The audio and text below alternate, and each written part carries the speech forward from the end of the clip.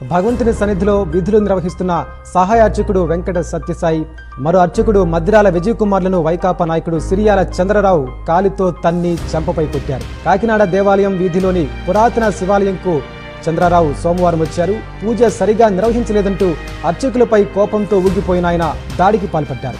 ఈ వ్యవహారంలో తమకు న్యాయం చేయాలని, లేదంటే అర్చక సంఘాలతో కలిసి పోరాటం చేస్తామని పూజారులు హెచ్చరించారు. నిన్న సోమవారం నాడు ఉదయం 10:30 ఆ ప్రాంతాల్లో ఒక భక్తుడు వచ్చాడు. అతని పేరు చంద్రరావు గారు. అతను ఎప్పటి నుంచో తెలుసున్న వ్యక్తే.